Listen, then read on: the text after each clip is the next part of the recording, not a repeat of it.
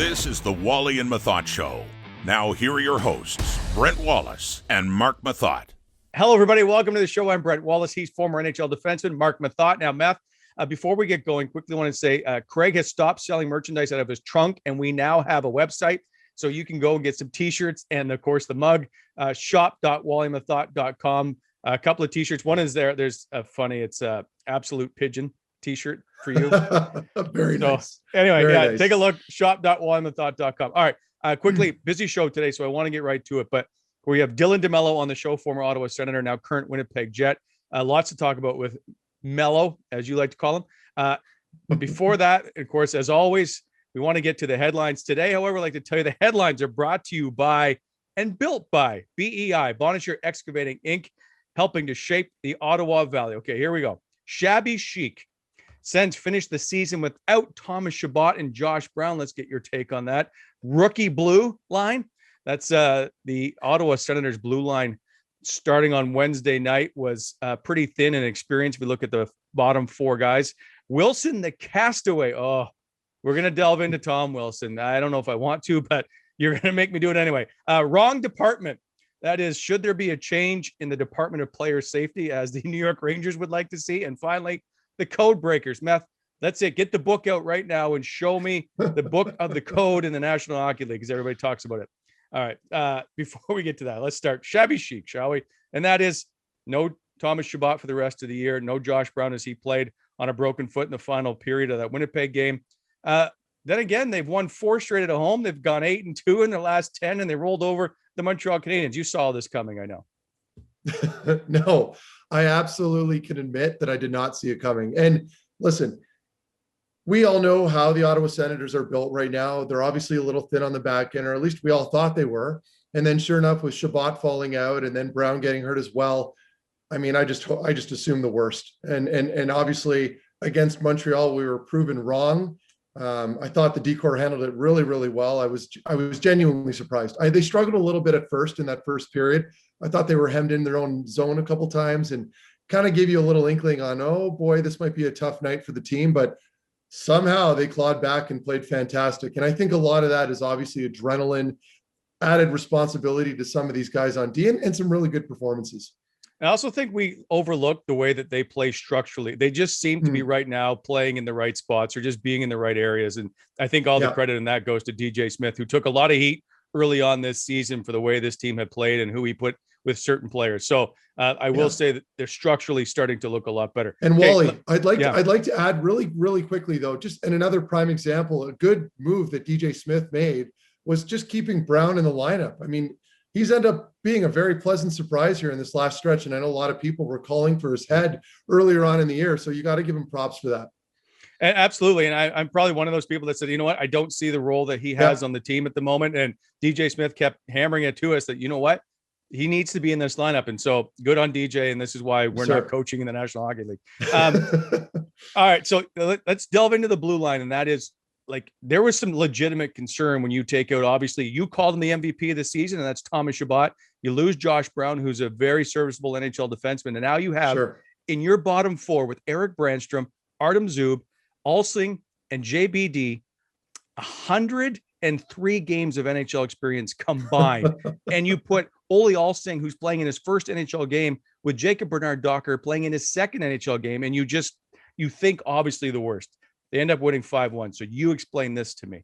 And Wally, you're a numbers guy. You can tell me right now, how much did JBD play tonight with Alsing? 12:31 for JBD, 12:05 for Alsing. Okay. So I figured, I mean, I knew it wasn't very much. I just, if people are curious what, our takeaway is from that, or especially mine, I mean, it's hard because, I mean, watching the game tonight, I don't have a whole lot to take away from this game. I feel like they were very well protected by the coaching staff. I don't think it was an issue, obviously, where they're being benched for poor play. I think DJ is just being very cautious with these two guys, and they don't want to expose them and throw them right into the fire. I think insulating them a little bit with some managed ice time is always in their favor. So otherwise, I thought they were steady. They looked good. I mean, nothing glaring other than maybe in that first period where they were hemmed in their own zone a couple times. Other than that, I mean, you got a fantastic return though out of that top four. I thought they were very strong tonight. I think Zoom was like +4. Methot had a really strong game. I was very pleased with everything that I saw back there. Eric Brandstrom, 3 points, Zub, 2 points. Yeah. And they were the second pair. So can you assess Victor Mete's play, who's now moved into Thomas Chabot's spot? And earlier this year, he was a castaway from the Montreal Canadiens.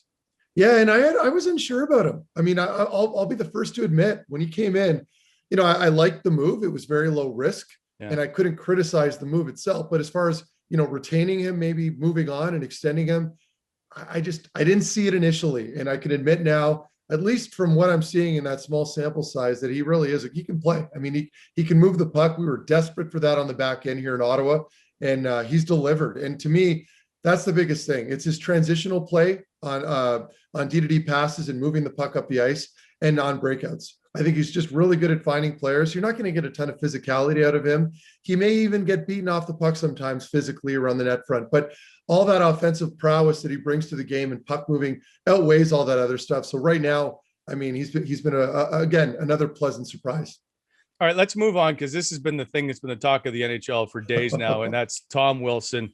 I don't even really know where to begin because there's so many layers here. But first, I just want quickly, almost yes or no, should he have been suspended?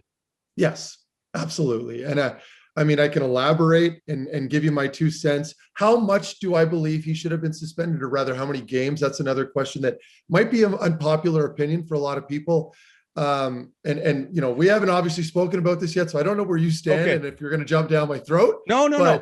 I want to know. Okay, so what are you suspending him for? Well, and this is it. This is the one thing. And I think there was I think Emily Kaplan on Twitter, a woman involved in hockey, obviously, she made a really good point. She kind of broke down the suspension, and she goes, really? I mean, the ragdolling wasn't really suspension worthy, although it looked very violent. Not really a whole lot there. Those kind of plays do happen, unfortunately, very often in hockey. You just so happen to have had, a 6'5" player who happens to be very strong and tough against Panarin, who was pretty helpless. And it looked bad optic wise, but the punch in the back of the head to an unsuspecting player who's down on the ice, to me, I mean, I don't know. That's unacceptable. And I think if you look at the entire play itself and then the lack of remorse, not that I'm expecting him to be remorseful as a player in the heat of the moment, but then he's kind of showboating a little on the bench in the penalty box. It wasn't a great look. And given his history, maybe 2 games.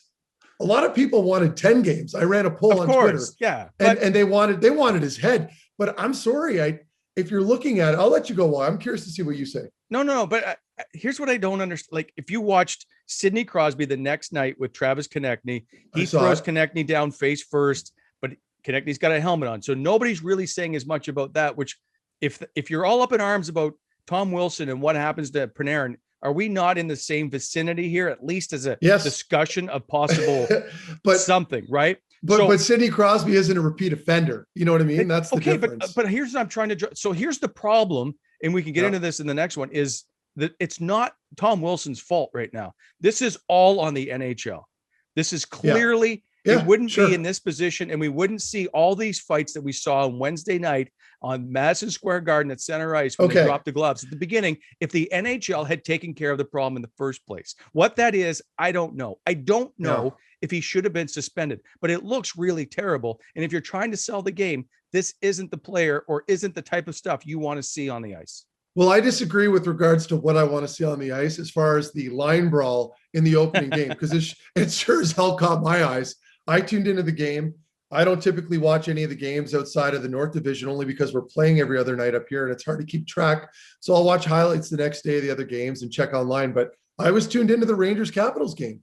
And so I can only imagine the amount of eyeballs that all this controversy caught. I'm not saying it's justified. I'm not saying that that's a good reason or a genuine reason to have, or the right way, I should say, to have all the people tuning into this new game. But I mean, the fighting, that's another discussion, I suppose. But I had no issue with it. I enjoy it. It gets people going. It created a lot of talk and discourse. I mean, I don't know how much the NHL is disliking this entire situation right now. That's the only thing here. Which I completely agree with. There's no such thing as bad press. I understand that. But that's not what I'm discussing here. George Peros is sitting in the stands. This is his mess, because this doesn't look good on the league. Meth, I don't care about the I'll address that. Okay, but don't tell me fighting is just part of the game Fair anymore. enough. You can play in the NCAA, you can play Canadian college, you can play in the World Championships. They don't have fighting. If fighting happens, you get a suspension. There's a way. This is the NHL. Okay, that's another conversation. I don't want to get into the fighting discussion, but when you mentioned George Peros and what perhaps they should have done differently at the hockey ops, to me, okay, well, they're playing a back-to-back, right? They're back against the Rangers the following night. Do you maybe just take him out of the lineup for that one game just to let things kind of cool down a little bit more? But then you're not really following. Well, I'm talking about, what do you mean, who's they? Who's going to take him out? Why would Washington take him out of the lineup? They're trying to chase down I'm talking about should Peros have suspended Tom Wilson for one game? And then maybe, assuming that things kind of cool down a little bit, it becomes a non-discussion anymore. Although most people would have been up in arms about that anyway, because I think to appease the mob, they would have had to have given him at least 10 games, right? But in any case, even if you could, advocate for that suspension for a game, I still don't know that it follows under the rule book. And that's the unfortunate part. And that's the issue that the NHL is having right now. Okay. So again, so much to unpack. So I know. Is the $5,000 doing anything to protect the players, which is what the NHL says they're trying so much to do? We're just going to give them all we can do. Of course not. So where's the PA and where's the NHL trying to say we're protecting the players? That's a crock of shit. Yeah. Well, yeah. I'm not, I'm not disagreeing with that. All I'm saying is if you're following the rules and you break down every sequence that happened in that Tom Wilson, Panarin back and forth, can you explain that to me? How do you justify suspending him more than X amount of games? To me, $5,000 isn't the right play. It pales in comparison to what he probably should have been suspended with. Well, can you tell me sitting there right now that he deserves 5+ games? Probably no, not, right? We agree on that.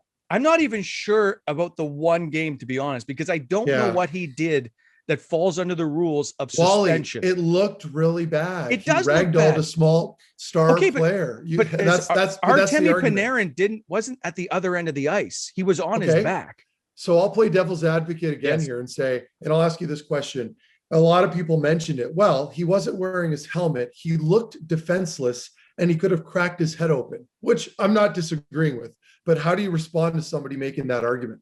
Well, see, and I think to two things, and I'm going to get you to tell me, because adrenaline plays a huge part in this. If someone's coming at you to attack you, you are going to try and fend them off. Now, does he go excessively? But he's okay, maybe, but he's also 6'4" and 975 pounds. And Panarin did jump on his back. You are right. So you were trying to stop a guy. So yes, he ragdolled him, but at that point, I'm guessing at adrenaline, you're in the middle of a fight. I don't get too many NHL fights that you want it stopped. And so, you know what? I'm going to put an end to it right now. Yeah, but I don't want to. And I hate that I'm even sounding remotely close to a Tom Wilson apologist, because I've always played. I thought I was the apologist. Well, yeah, but I'm still sound enough in mind to realize what's happening on the ice right now. And I'm not going off emotion. Yeah. When you watch the play, it's angering, right? Because you see a bully. You're seeing a bully on TV, and he's bullying a smaller player and a star player who clearly doesn't know how to fight, and nor should he. But if you can separate yourself and look at it objectively by the rule book, maybe there's an argument to be made that he gets a game or two merely because it's Tom Wilson and he's a repeat offender and he's bullying a guy. But again, it's hard to nitpick, and we keep going over the same topic here, but I don't know where the real suspension is, other than it was very dangerously close to being a bad injury. But when players are locking arms and fighting and doing the takedown on every other night in fights that are completely legal in the NHL, how is that a lot different? That's the argument. So, and it's almost, I shouldn't say you sign up for it when you go into the NHL, but if you're going in the middle of a scrum and you're going to grab somebody, yes, it sounds really good on paper. It doesn't always end very well for you. And that was a lesson that I had, and I'd never had it prior. I guess I learned a little bit in the OHL, but my first exhibition game playing against Jordan Tutu in the National Hockey League, and it was an exhibition game early on in camp when you still have 10 meatheads skating around on the ice. And there was a scrum right on the wall, and I looked to grab a player, and Tutu came in and grabbed me by the shoulders. He goes, something to the matter of, this is the NHL. We don't F around here kind of thing. It was something like that. It wasn't corny like that, but it terrified the shit out of me. So, but my point is, in that moment, I realized, I'm like, if I'm going to engage with somebody, then it's game on with anybody else on the ice at that moment, because I'm a big guy. And if I grabbed a star player that I was unaware of at that time, Tutu's well in his right to come over and grab me, right? So again, I'm not trying to reach too far over to some other topic here. I'm just saying that, like you said, Wally, if you're going to engage with somebody on the ice, you better be prepared to deal with what comes afterwards. And unfortunately, in this case, Panarin had to deal with Tom Wilson. Okay, I want to move on to number 4, because number 5 is going to be a key one again, and that is, we'll make this one quick. And is there, or should there be, a change at the Department of Player Safety like the Rangers want?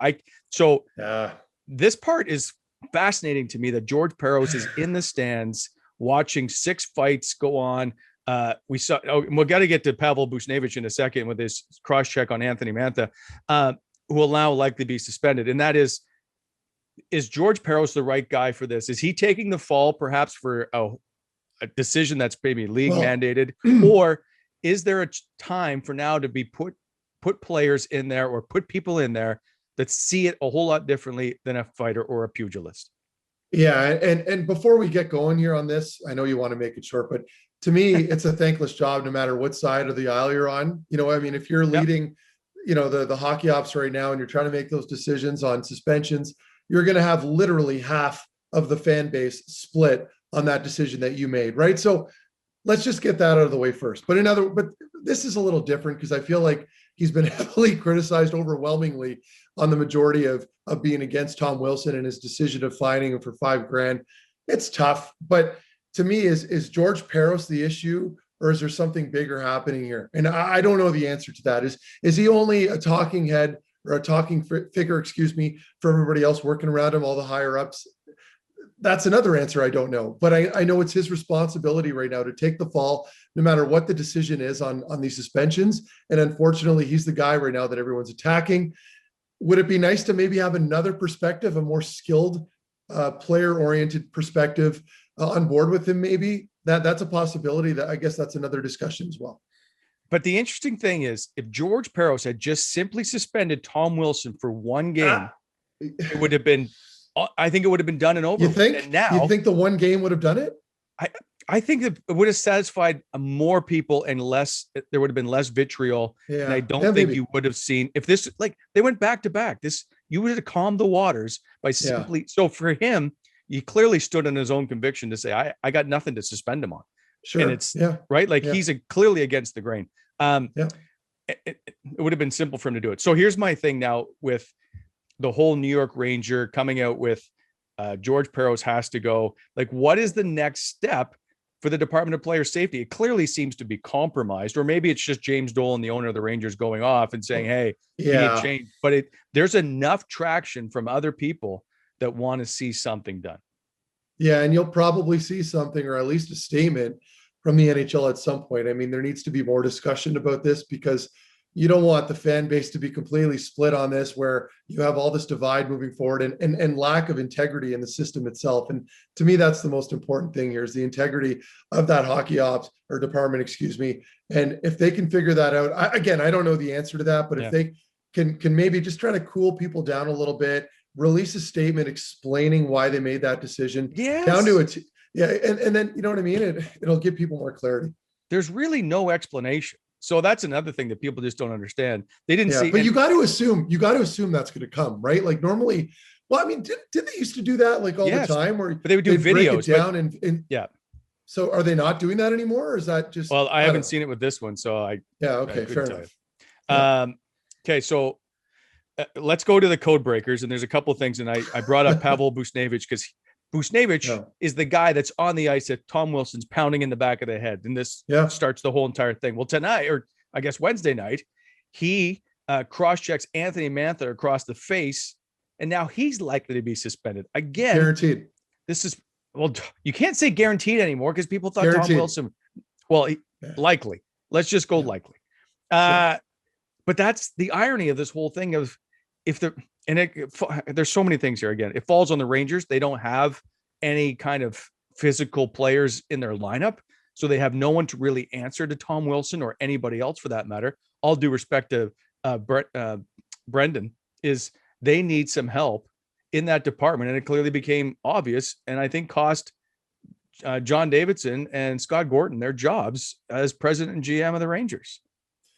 Yeah, I mean, we talk about this code right now, and what is the code in the NHL? And I mean, it's still off. It's still out on me. I don't know the answer to that. I know that in the NHL as a player, you have a responsibility, to take care of yourself if you have to, and if you instigate any given play, and that's just the way it's always been. You almost have to answer the bell, if you will, when perhaps you land a dirty hit on somebody or do whatever happens to be illegal on the ice. And I mean, I don't know how you move forward from this. I don't know how the team makes any adjustments, because you can't just find these players anywhere around the NHL, right? Like the Tom Wilsons are really one-offs. You happen to have a 6'5" skilled goal scorer type player that also happens to be incredibly tough. You can't just find them. And you don't want to waste a fourth line spot in today's NHL with the flat cap on a guy who's one-dimensional. So it comes down to just looking through your farm system, those two-way gritty players that perhaps can step up occasionally. You mentioned Smith. I thought he did a fantastic job, dealing with Wilson tonight and addressing that. But again, it's not something you want to have to rely on. But I think it's just one of those rare situations where you don't really find a Tom Wilson very often around the NHL. But that Wednesday night game just showed that the Rangers were unprepared to play any type of game they needed to play. Like we've always been all over Ottawa this year for having Josh Brown in the lineup. And has he done a lot of no, Brady Tkachuk, I think, still leads the league in fights, but at least they have some kind of physical element. The Rangers have none. Yeah, and it drives people crazy for some reason when we talk about having a little bit of that intimidation factor in your lineup. And I think people forget it's and many people have said this. I've heard Cameron McGuire come on and say this. There's still intimidation in hockey. It's still a factor on the ice. And that's something that it's not going away anytime soon. It's a contact sport. It's very physical. There's still bare-fisted fighting. It's just the way it is. So having those two-dimensional guys, those guys that are able to kind of step out of that comfort zone and defend players, bring that element to their game. You mentioned Brady Tkachuk, Josh Brown on D, and Austin Watson. He's hurt right now, but even having him in there, those players do wonders for confidence among your skilled forwards and puck movers on D. It's just everybody plays just a little bit bigger when you have that presence in your lineup. And it's a hard thing for people to grasp because you can't really quantify it all the time. You don't always see it on the stat sheet, but it's all in the player's confidence, and confidence is king in the NHL. So the code to me, and Chris Neal was very good at that. We all talk about the Tanner Glass incident way back, but that's one of those classic moments where there's an intimidation factor. Tanner Glass running around all over Ottawa until Chris Neal came in and settled him down. Okay. Yeah.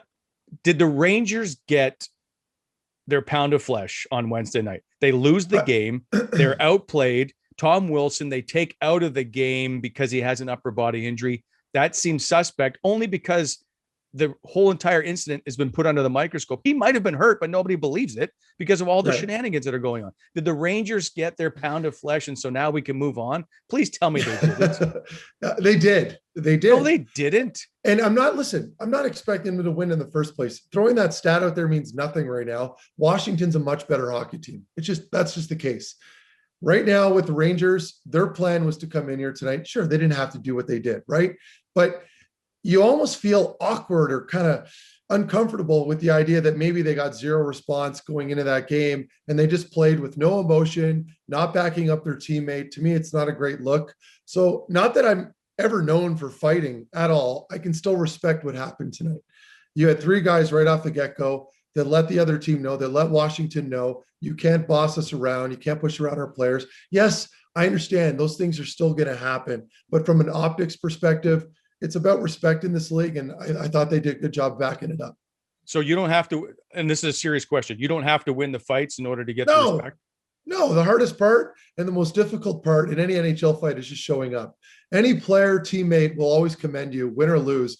The fact that you just showed up is the most impressive part, and it galvanizes the group. And this works for Washington too, right? In many cases, I've had some people ask me, well, if you're a teammate of Tom Wilson, are you angry with him that now you might have to fight somebody tonight or this and that? And my answer is no, because that little line brawl, that galvanizes a group and pulls players together. And it's great for team chemistry, whether people want to admit it or not. It's like a good night out on the town when you're struggling and you want to break a slump. It's just the way it is. And people feed off it. Your team feeds off it, and it builds chemistry. Okay. So then what happens next? Or is this done? Is it over? No, I think as the front office goes with the New York Rangers, of course, I mean, there are some glaring issues here you need to address. And I hate that you have to change the makeup of your lineup because of one player that we're talking about that just happened to make a dirty play against them toward the end of the season. I mean, we're not having this discussion, halfway through the year. It's just happening now. But again, I think nevertheless, it is an issue you need to address. I don't know if it's drafting or just looking for some free agents, but these guys are rare. To find a top 6 guy to play Tom Wilson's role, I mean, they're just not out there. You are the general manager of any NHL team, and Tom Wilson is available. How many general managers are signing Tom Wilson as a UFA? Well, every single team in the NHL, no question. But that's not to say I'm agreeing with his dirty play. I know, but you want this guy in your lineup. This guy flat out can play, and he gets in your head every game. There's so much hate for Tom Wilson. It's a huge bonus. And and I mean, again, the fact that he has a scoring touch to me is the most ridiculous part of this whole thing. But I mean, there's no question he's an incredibly effective player. No team or player would turn down having him as a teammate. Again, we're not trying to sound like apologists here. It's the fact. Love the conversation. You, of course, have 6 NHL fights, I think, in your career, but Not me enough. have none. So I will listen to you all day long when it comes to fighting. Those are your headlines, brought to you by Bonisher Excavating Inc., helping to shape the Ottawa Valley. We'll be right back after this with Dylan DeMelo. You're watching the Wally and Methot Show.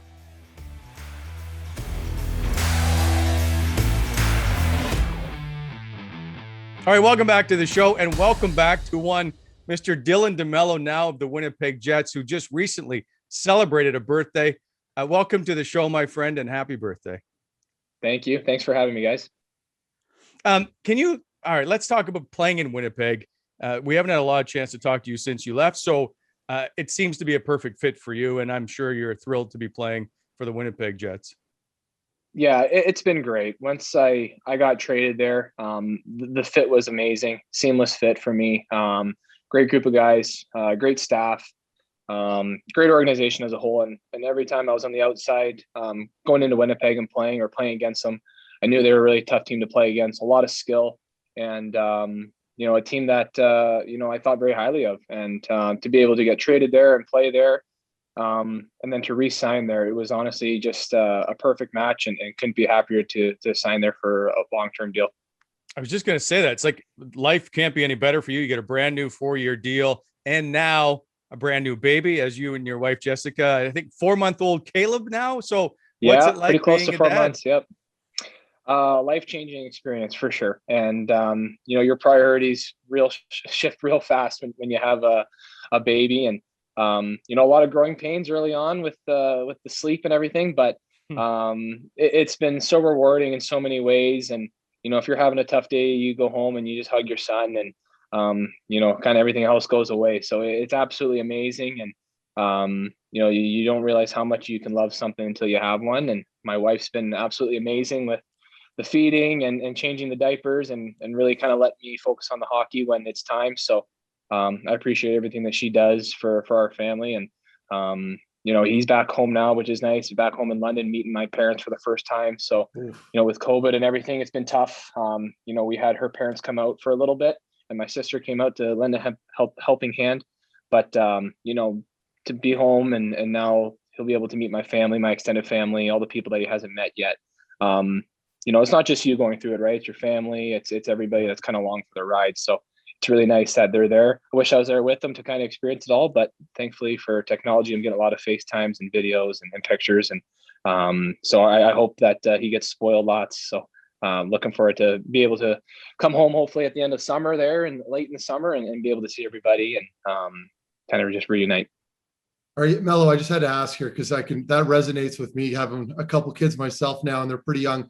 Is the wife letting you get some sleep at all? Like, are you able to go off to like a guest bedroom and just sleep through the night, or what's going on there? Yeah, no, she's letting me. We definitely had to talk about it before, and I just said, early on, you're up every couple hours, right? And I took some time at the beginning there when he was born. I stayed behind for a week, I think, there, and the guys went for the road trip at the beginning of the season, just lend a helping hand. And in a perfect world, I maybe would have been able to meet the team halfway through, but with COVID, it wasn't possible. So that first week was definitely an eye opener on what to expect. But when there was game days or she knew I was really tired, she let me go down the basement and get some sleep. And it was funny. We have a little dog as well, and he would end up following me down the basement. I think he had enough of the crying some nights too, so he came down and snuggled up with me. So she's been fantastic. Honestly, she's been amazing. Good. Meth called you Mellow. I just want to know: is your nickname still Mellow, or is it Smoke? It's Smoke. It's Mellow. It's mostly Smoke now. But I definitely answer to both. I don't know how Smoke came about. I kind of like it. It's original. It's new. But that might be a question for my teammates, because I got it the first day I was there, and we're playing Ottawa. I had so many emotions and a million things going through my head, and it being against Ottawa was the biggest thing. So I got Smoke, and I just didn't even think anything of it. And then I realized a week later, I'm like, this thing's going to stick around here. So I guess that's going to be my nickname. So it's cool. I like it. It works. You brought up that game where you got the nickname Smoke. Was your first game playing with Winnipeg. It's in Ottawa. You talk about the emotions. Now that you look back at that game, take us through the life and the day of Dylan DeMelo. The life and the day of Dylan DeMelo. In general, or for that day? No, that one day, that one game. One day. Well, I was actually staying at Turi's place that he had in Ottawa. That's where I was living. So I ended up moving out of there. I brought all my stuff with me because they were going to go on a road trip after that game in Ottawa. So I brought everything. I stayed at the Brook Street with the boys. I kind of met the guys a little bit, integrated. And then, morning skate, I'm going to the away room. I'm like, this is weird. I'm used to just keep going straight to the home room. So I hang in, I take a left into the away room. I see Brommer in there buzzing around. He goes, "Oh, Mello, you got traded. I can't believe it." And all this stuff. You know how Brom is. He's awesome. He's a beauty. He's an absolute weapon. So, I was like, yeah, man, it's crazy. In my first game here, he goes, "Oh, it's so crazy." So, and then I'm introduced all the staff and, watching some video with them, just trying to get familiar with their systems. And then, that morning skate, I'm just like so nervous. I'm like, just don't miss a pass. Like, be hard, just crisp passes. Like, try not to get in anybody's way, whatever it is. Just trying to, just get acclimated with how everything was being run. And just try to enjoy the moment when it was game time. And, it honestly, for me, it kind of felt like a practice game a little bit, because I just knew everything that was going to come my way against Ottawa. I knew the system. I knew how they were going to forecheck, everything like that. So, I was super nervous. I remember I didn't sleep at all for a pregame nap, which I usually do. I was just so nervous, and you want to stick it to your old team. You want to give it to them. And we had a good game. I think we won 5-1. And I just remember being really nervous. And then I got that tribute video, and I thought it was pretty funny, and it kind of calmed me down a little bit. So I wasn't expecting that. That was really classy of the organization to do. And there was definitely some chirping going on, which made it fun. So it was a fun game for sure. My first game to be a Jet. I was going to ask you, was there much talk, I guess, on the other side, the chirping from the other players, and which one of the Ottawa Senators at the time would you have fought? Oh, fought? Oh, geez. You finally have your chance. You're on the opposite team. I don't know. I mean, me and Tierney go at it a little bit jokingly, just because I think we've known each other for a long time, the San Jose days and being traded together. I don't know how much of a fight it would be. It'd probably just be a wrestling match, but I'm going to go with Tierns and say that we would have scrapped. But it was good. Chabby was chirping a little bit, and Colin White was chirping a little bit. He might be a guy I might have scrapped too. My money's on you if it's Whitey. Whitey's sneaky strong, though. He's got some strength to him. Mello, you talked about, you just mentioned Shabby there. I just thought it was a good opportunity. Right now, there's kind of some stuff going on in Ottawa, and everyone's talking about how he needs a partner. I know you had the pleasure of playing with him. Just from your experience playing with Thomas Chabot, what do you believe he needs in a D partner? What kind of attributes go with that? I think he needs a guy that's just solid and dependable, and a guy that he doesn't have to worry about, and he can just focus on his game. He's such an electric player, and I mean, he's just continuing to grow. and I think very highly of him and the player he's going to be. He's going to be a Norris Trophy winner, or at least be in the conversation for the rest of his career going forward. Such an efficient skater that he could play a lot of minutes, and he's got great offensive instincts. I think just a guy, that he can depend upon, that will just take care of his side of the ice, and maybe finish plays and end plays for him so he can go do his thing. Probably a partner like you, when you played. I was going to say, why not? Why not you? Shouldn't you be his partner? Oh no, here we go. I'm not trying to put you on the spot. No, I know. We had a good year together. We really did. I think, selfishly, I after that year, I thought there was something there that we could grow, especially, I think I was 25 or 26 at that time. I'm like, this could be a good partnership going forward. And, we're both kind of young and we can grow together, and I can grow with this team. Unfortunately, that wasn't the plan mutually. It is what it is. That's how sports works sometimes. But, that year with Chabby was one of the best years of my career so far. And just the opportunities that it brought playing with a player of that magnitude. It was a lot of fun. And I really enjoyed, playing a lot of minutes, playing against top players, being put in offensive situations. It's kind of what every player wants. And I really enjoyed my time, and he made me a better player for sure. Yeah, I like what you say there as far as just being predictable. Like, just be a predictable partner for him. Like, don't run around, keep it simple, and then you learn each other's tendencies. And that's why I always thought you were a perfect player for him moving forward. And it allows you guys to kind of grow together, and you get that much better year after year. And it was all like Carl and I. So it's unfortunate that happened. I don't expect you to say a whole lot more on it. I just wanted to let you know, I thought you were perfect for him, and it just didn't work. So Wally, I appreciate that.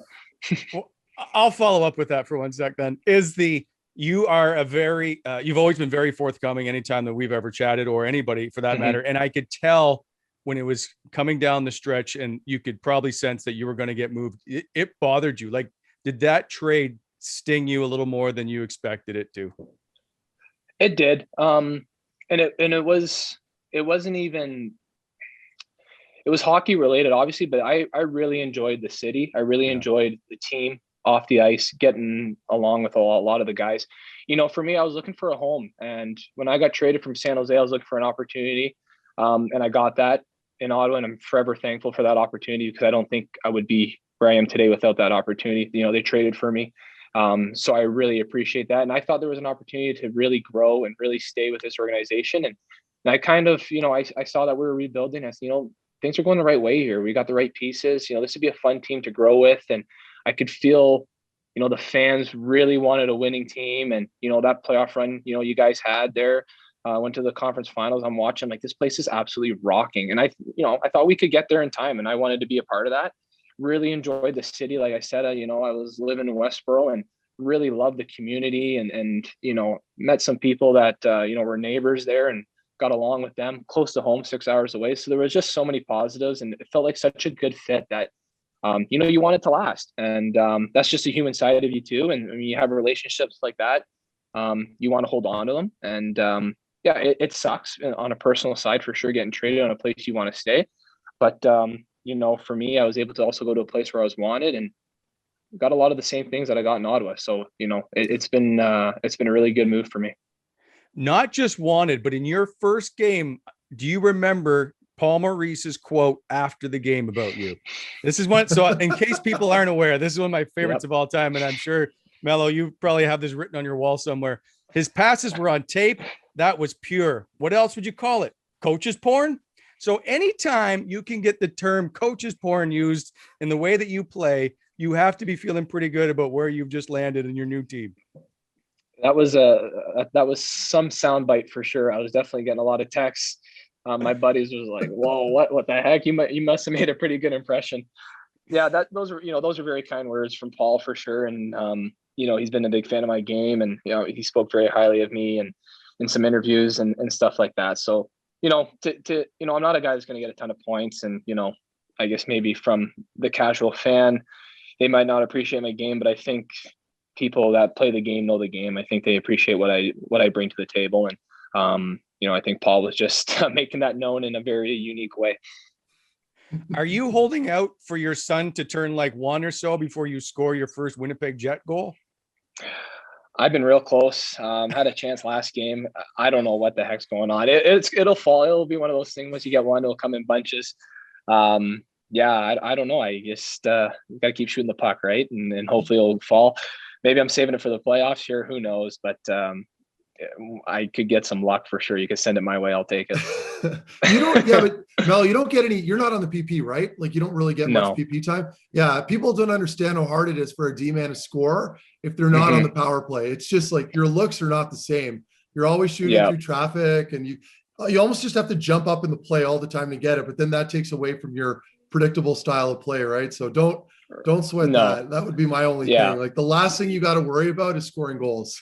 For sure. Especially with our group. We got a very explosive group of forwards. When, makes your job real easy. Give them the puck, let them do their thing. They'll hit you late if you join the rush, kind of in that third, fourth man's ice. So I'm not too worried about it. It honestly doesn't bug me. I know I'll get one here eventually. And maybe we'll just come at a real good time and it'll be a big goal for us. So we'll see. And it's funny, we always joke as D-men, if you're not playing on the power play, your looks aren't the same. And all those meetings, Meth, it's like, everybody scores those goals in front of the ice in the slot. It's like, shoot, maybe I got to get there then and somehow find my way down there. If that's where all the goals are scored, that's where I got to end up maybe. So we'll see if I can sneak my way down there in a responsible way and get a good luck.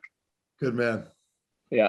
Well, maybe it'll end up like your first NHL goal, because this is one of the great stories that I don't know if it gets told enough. And you're playing Colorado, you're a member of San Jose, you score against Roman Will. Now, this is his only NHL game. In fact, it's his only NHL period. He stops 2 shots. He allows 1 goal. That 1 goal he ever allowed in his career is against Dylan DeMelo. Does it ever get brought up much?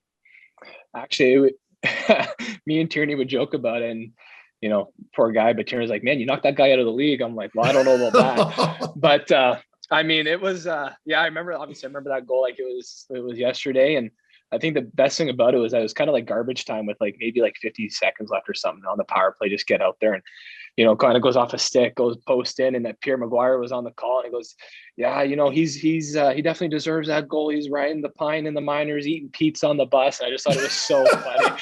But like it was in San Jose, so like the game's not 10 Eastern, right? So none of my friends or like I think my dad maybe stayed up and watched it, but when you're winning 6-1 and it's past midnight in the East Coast, you're probably in bed. So I was telling him like, man, you guys got to listen to the soundbite. Pierre gave me a good one, and it was that made it a lot of fun for sure. That's awesome. Where is that puck?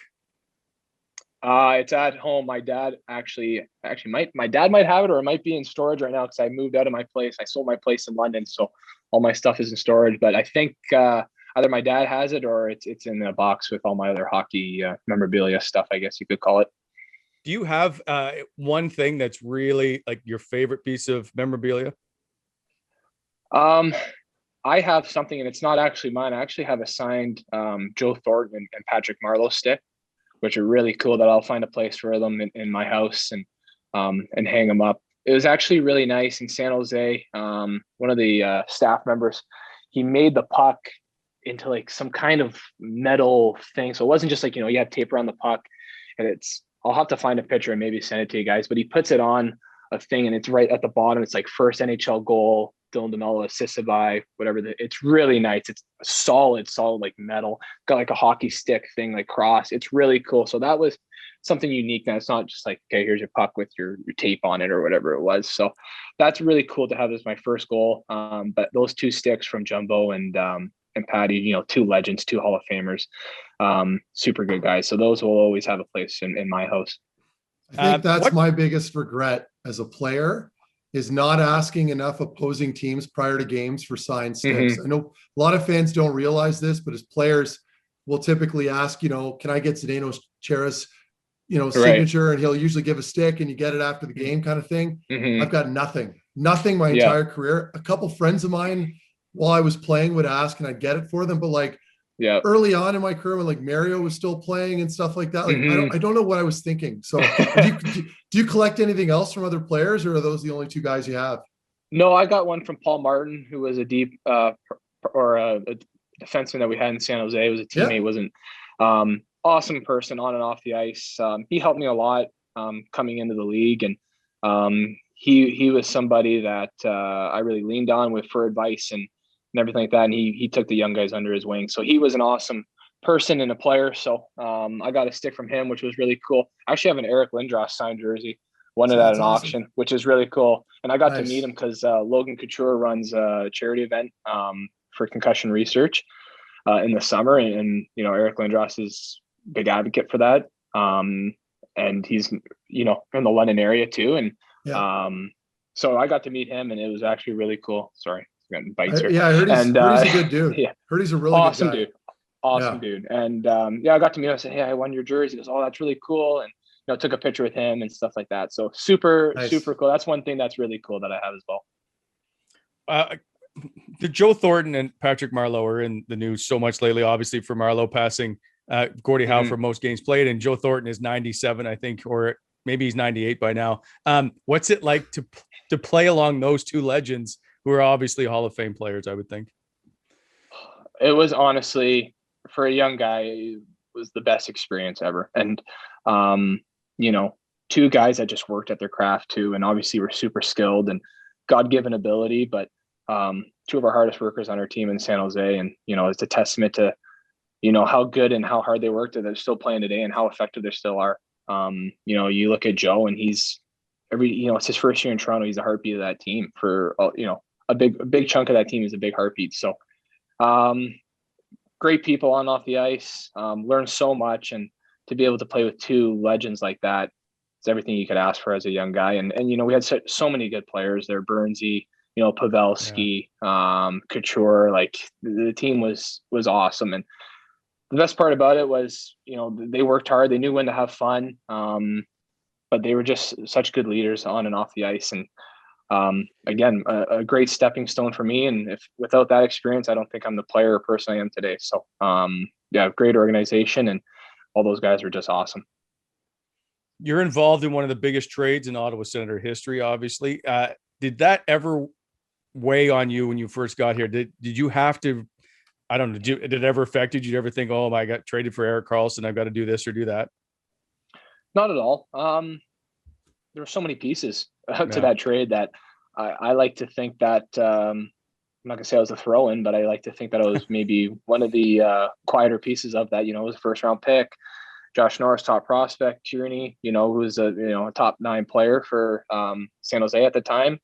So I think I was kind of under the radar acquisition. I never thought I was, going to be an Erik Karlsson. Obviously, I just looked at that as an opportunity for me to grow as a leader and as a player, and take that opportunity to run with it. And I thought I did that.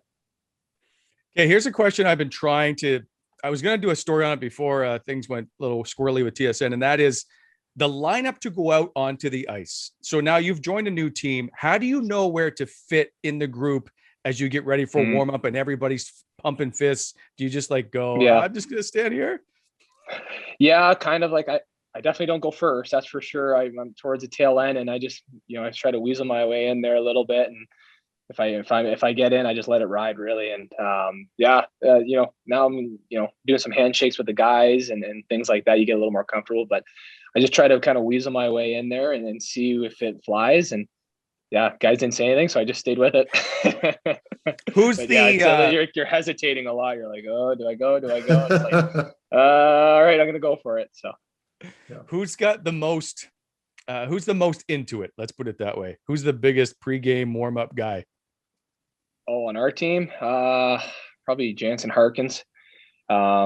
He's a young guy. He's very committed, very focused, and sometimes he gets teased about it. But he's his warm-up's pretty extensive. He's on it for sure. He's real warm for the warm-up, that's for sure. So Matt, did you know where to go? How did you figure it out? Well, I was gonna chime in just quickly, because I think a lot of people that maybe are listening don't always understand how selective we are as far as, I shouldn't say selective. It's more routine oriented, right? Where you're always going behind the same guy, for every single game, all 82 games, sometimes over the course of 3 or 4 seasons. So when you're a new guy, you're so cognizant of that, right? You're just okay, I don't want to screw this guy's routine up. So you almost have to ask, hey man, do you mind if I go in next year? Where can I? Right. So for me, it was easy. I didn't have any routine at all. I just sat my ass down on the bench and waited till everyone left, and then I just walked out because I didn't want to waste my legs standing in the hallway doing all the theatrics. You know what I mean? I was lazy almost, so I would just sit there. But yeah, everyone's different. So I guess that answers. Does that answer your question, Wally? Yeah, it's good enough. I just remember like Chris Neal was there for like 2 hours. He was always in the hallway. Nealer would go out like there was still like 25 minutes on the clock before it runs down to like 17 or 16 when you go out. And Neil Dog's like, like kind of going back and forth in the hallway, and he's looking at the fans, and just, I'm sure there's a bit of that going on too. But yeah, some guys are nuts. I don't know how they do it, but I mean, he played a long time, right? He did. Yeah, it seemed to work for him. Yeah, exactly. And then the worst thing too is like if the person in front of you is maybe out for the game and you're like, oh gosh, what do I do now? Because you're kind of relying on that person to follow suit, and you're like, oh no, it just feels weird. It's like something's missing. It's like, oh yeah, buddy's not going in front of me. Oh gosh, this is really, he sees the new number in front of you. You're like, this is weird. So that's always That's so good. All right, we're gonna take a quick break. When we come back, we're gonna bring in Craig, because you and Craig have a long history together of producing great television, we're going to call it, for lack of better terms. So don't go anywhere. Sweet. We'll be right back with Craig. You're watching the Wally Methot Show.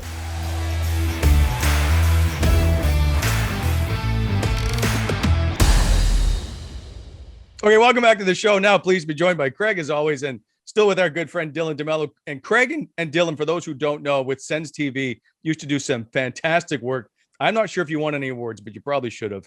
Craig, why don't you set up exactly how good Dylan was at being a director?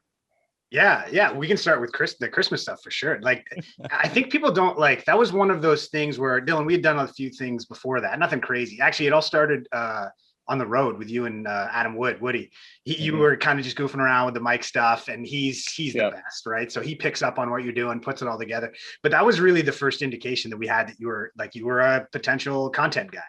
And we always kind of keep lists of guys and what they can do and what they can't do and what's the best way to put them into positions to succeed. And like your ability to just kind of improv and go with the flow, like that is such a rare quality for hockey players, to be able to feel comfortable. Like, so we kind of made note of that. And when Christmas, like the Christmas videos is always like a big deal, right? We didn't do it the year before. And everybody got mad at us. And so we're like, hey, we wanted to do a good one. And you were hurt. I don't know if you remember that. Your finger was busted, I think. So you were still in Ottawa. So we were just like, hey, what if we just put something together and throw Dylan in the middle of it? And I don't think we told you much of what we were doing beyond the fact that like it was a Christmas video and we needed you for like an hour or so. And you were like, yeah, let's do it. And you walked in and sat down. And that's, I think, like there was a lot of planning on our end.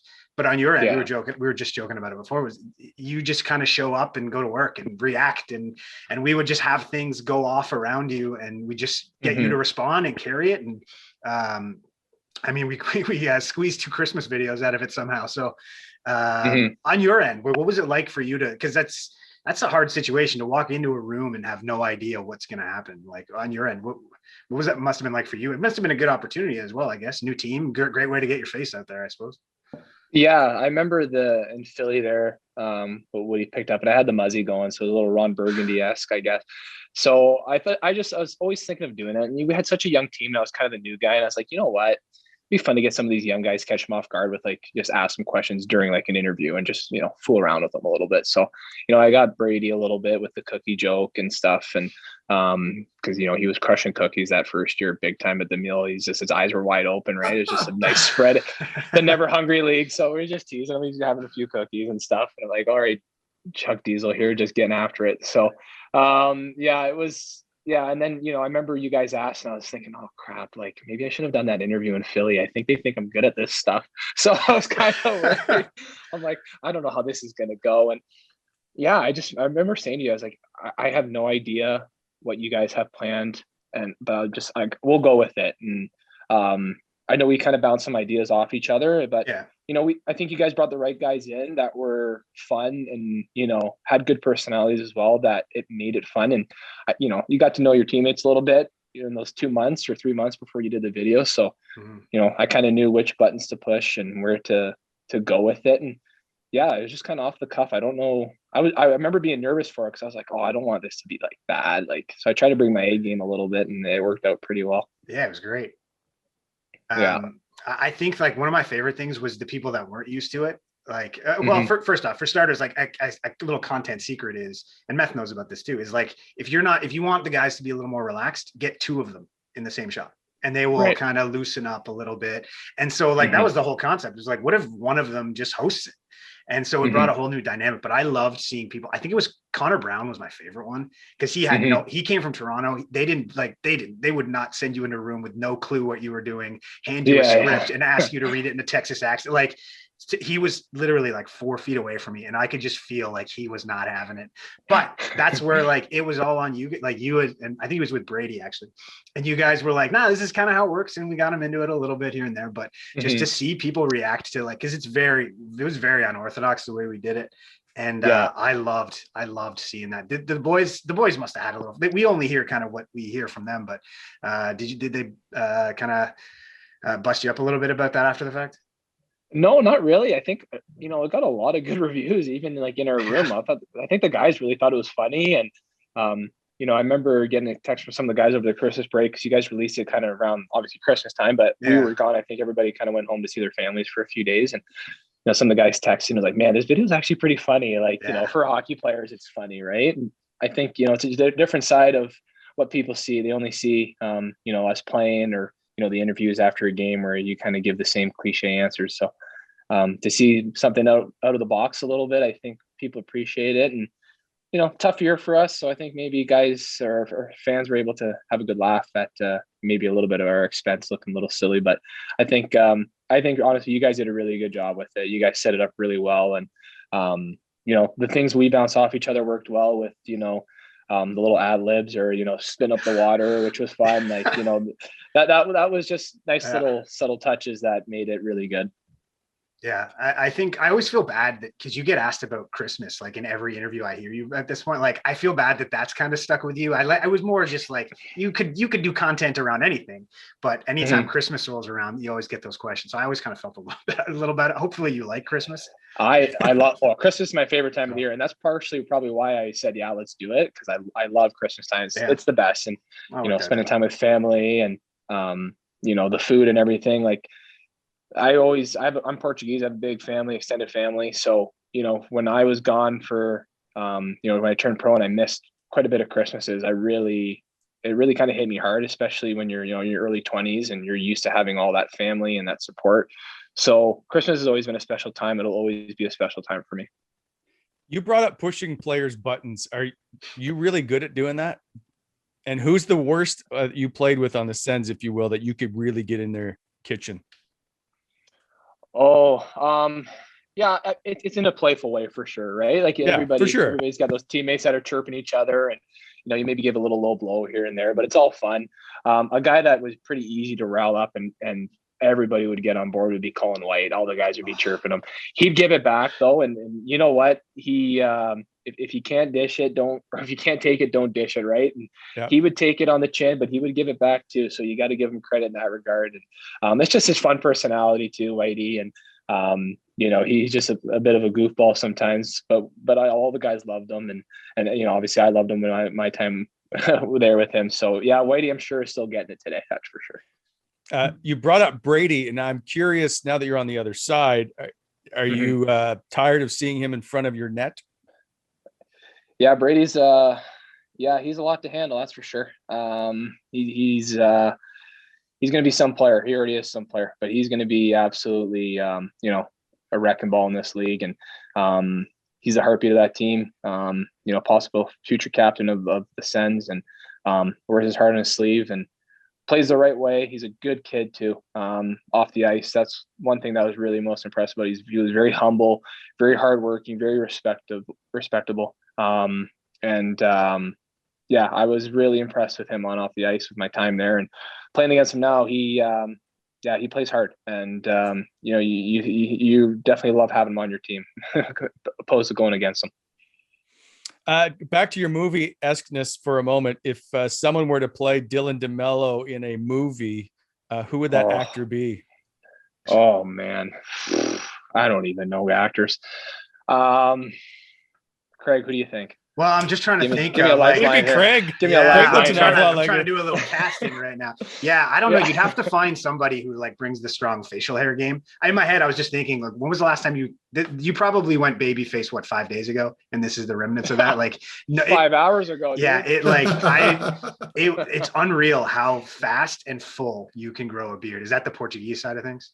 Yeah. Oh yeah. We got the short end of the stick in the hair department there. Yeah. I disagree, man. You were right. Like November would start and it'd be like November 5th and you'd be done pretty much. It'd be like, oh, I loved it. I thought it was hilarious. So I never had to cheat in November. I would shave October 31st and then I would start fresh on day one. And like within a week, it was like, holy moly, look at the growth. I'm like, yeah, man, like, I don't know what to say. Like, it's a blessing and a curse. Like in November, it's great. Rest of the time, not so hot.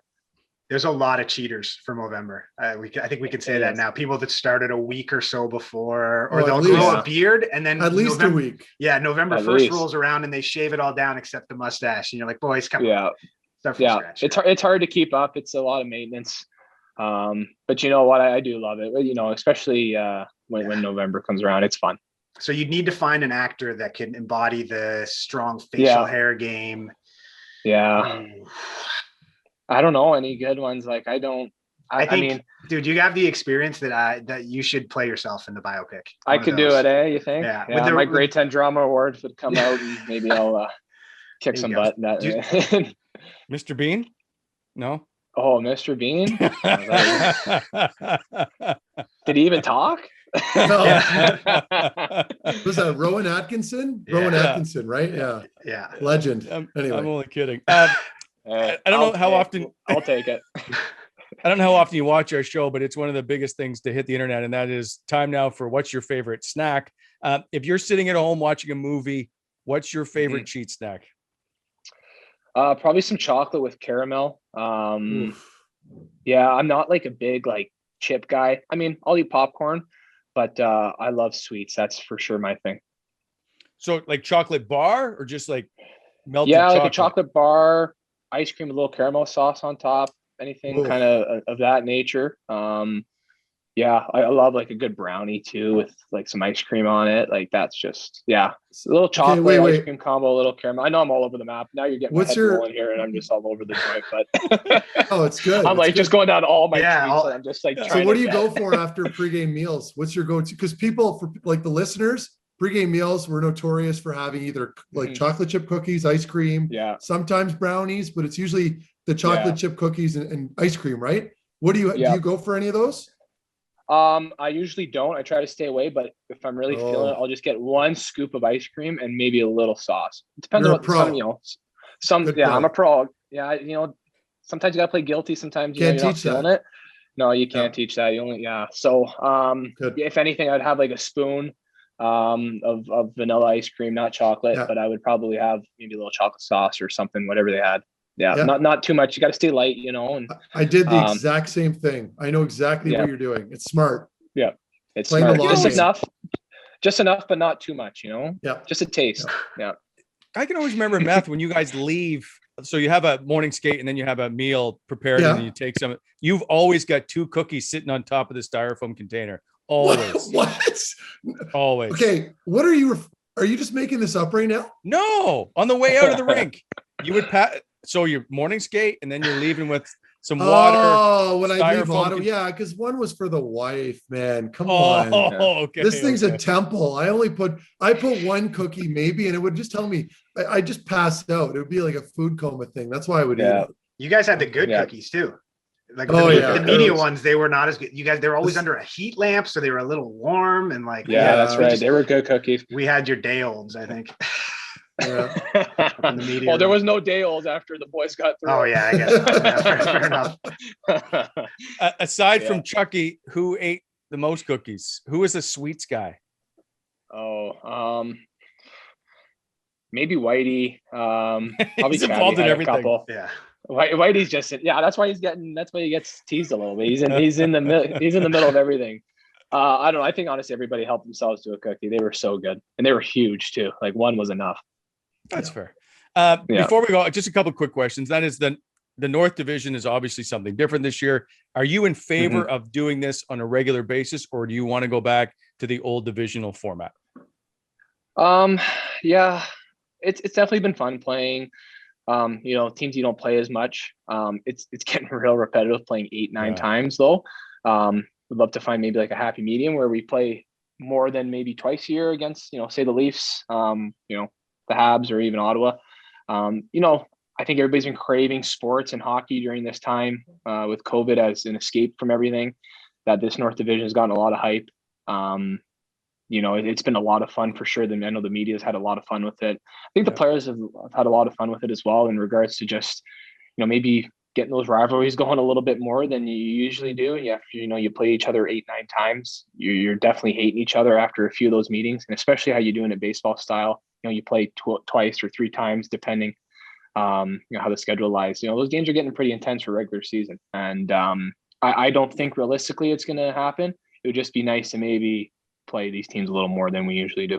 Well, it'd be nice to play in warmer climates too occasionally, right? I mean, you guys are all stuck up. I'm not just talking Winnipeg, obviously all the other teams too. For me, if I'm a player, I'd love to occasionally go down to Florida or hit up the West Coast.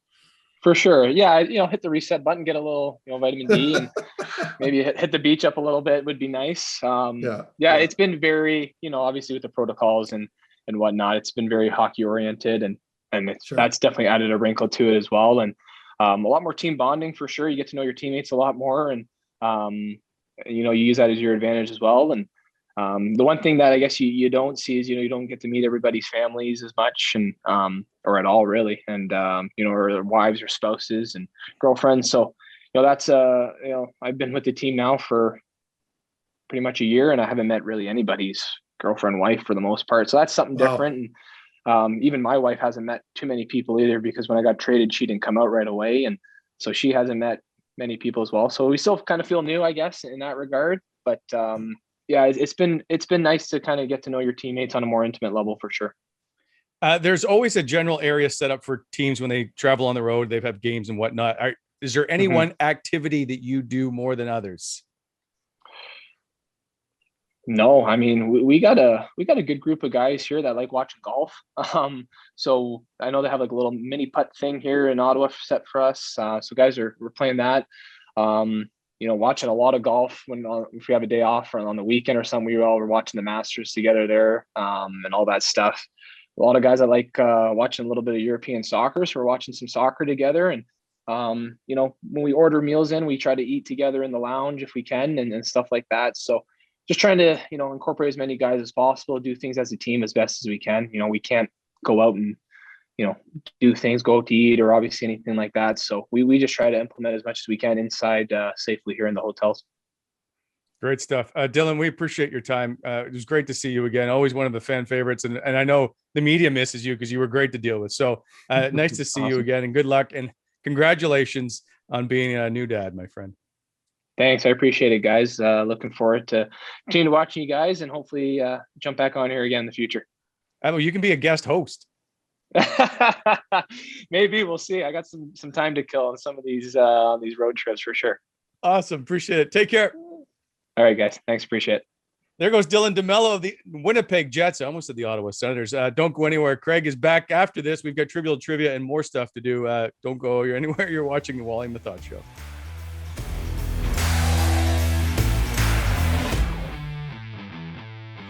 All right, welcome back to the show, and a thank you to Dylan DeMelo for stopping by. And guys, listen, one of the things over the last couple of days has been how heated social media has gotten over the whole Tom Wilson incident. And Meth, you just simply sent out a laughing emoji and nearly got, I don't know, people would run you over with their car, I think, if they could.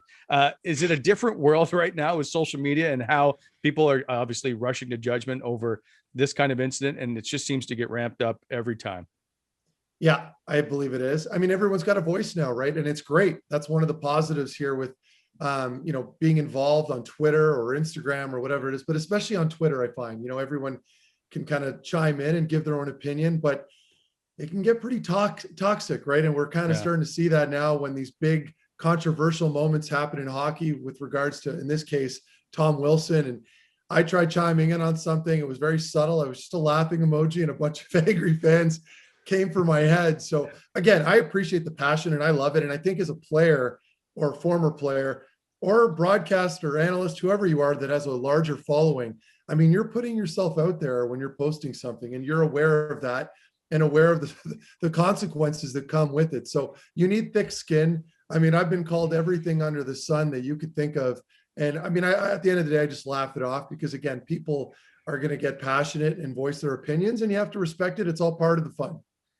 Do you have to respect it? I just think if you go really personal or you come out of nowhere, and when the Rangers came out with their statement, I just replied like basically your move, NHL. I didn't say they had to fire George Peros. I just said, what are you going to do to respond to this? And people went like they were either you're the worst person on earth to try and think of this. Like I just made a comment. So it is like, why you attack? So I don't understand why people have to attack everybody. Anyway. I think, it's the personal stuff that kind of seems a little senseless, right? But again, you got to remember that there aren't a lot of smart people out there at all times either, right? You have a lot of people from all walks of life that are very vocal, and all they have to do is pick up their little electronic rectangle and they can go to town on anybody they want. So it's up to you as the person on the receiving end to filter through all of that if you are engaging with it and not take it personally. Because again, if you did, it would drive you mad and you delete the app. So, and some people do that, right? So again, it's just management and not getting too vested into this stuff. It's just fun. Well, Craig, I mean, you worked in the team side, players are hiding because of this whole, like the vitriol that they have to take from outside fans for no reason. Yeah, a lot of them have kind of moved on from Twitter, and I think it's for a lot of the reasons you guys said. It's designed for conversation, and that's turned into it's designed for debates and arguments and stuff. And if you just want to have a little fun and drop something fun every now and then, like you probably don't want to hear everything that's wrong with what you said, or I think one of the best tweets I ever saw was somebody's like, "Yeah, sorry, I didn't consider every possible point of view while I was trying to make a joke from the toilet." Like it's sometimes you're just having a little fun and it gets out of hand, and that's okay. And on the flip side, like I was at the helm of the social media for the 3 like worst years of the Ottawa Senators. Like read a lot of stuff, like, and you do have to have thick skin, and it's not for everybody. So a lot of guys move to Instagram. That's a pretty popular one, just because you can really kind of dial in your experience, what you get, what you see. And people just don't have that instant access to you on your electronic rectangle, as Marc put it so eloquently. Marc's all about shapes from Meth. And if you can't find Meth on Twitter, make sure you check out his TikTok page. That'll be coming soon. Meth's a big TikToker. Craig, let's get to trivial trivia, shall we? Yeah, absolutely. So we're going to go back, and we got a Gong Show sauce-off kit to give away from our last show with Curtis Lazar. So if you remember that question, we asked a lovely little question of how much did Curtis Lazar drop in weight during the offseason? The answer was 18 pounds. Baby boy working out. So congrats to @BabyMace, which is a pretty sweet Twitter name. Dave, we're going to be in touch shortly to figure out how to get you your very own Gong Show sauce-off game, a $250 retail value. And then Dylan's today. Boys, first off, that Dylan was fun. I appreciate you guys letting me come on and goof around a little bit with my dear friend Dylan DeMelo. That was a lot of fun. And we have a little, we're going to keep that good vibes going with a $50 gift certificate to Napoli's Cafe up for grabs today. The Art of Food since 1993, a fabulous Italian restaurant in the heart of Stittsville, open for takeout and delivery. Check them out at napoliscafe.com, which brings us to our question. What nickname did Dylan DeMelo receive during his first game with the Winnipeg Jets? So send us your answer on Twitter using the hashtag Wally Methot and tag @Napoli's Cafe. Contest closes on Sunday, May 9th at noon Eastern, and we're going to reveal the winner on our show on Monday. Boys, great show again, and also a great time having with Dylan DeMelo. Appreciate him coming on. Also, thanks to our sponsors, BEI, Gong Show, and Napoli's Cafe. And until Monday, take care. Have a great weekend, everybody, and we will chat with you soon.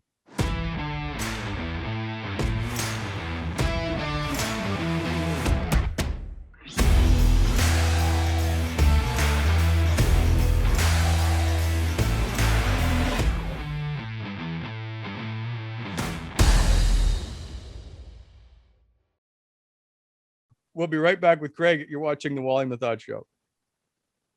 Nice work, boys. That was great. Okay, awesome. So now we're going to bring in Craig, and he's going to talk trash about you. No, It's I'm a just Craig. kidding. It's a Craig and Mello show now, boys. Yeah. We're just gonna sit quietly here. Okay. Yep. Everyone grab your sip of water. Oh, Meth? What are you drinking now? This is your third cup. BioSteel. I had a good workout here like an hour ago. I'm sweating right. I'm actually still sweating. Fuck. You can't see it on the camera though, so we're good. Because your head's on fire. Sorry. I can turn it down. Do you want me to turn it down? No, it's good. It's too late. Good. Just let's get. I feel okay. Let's keep going.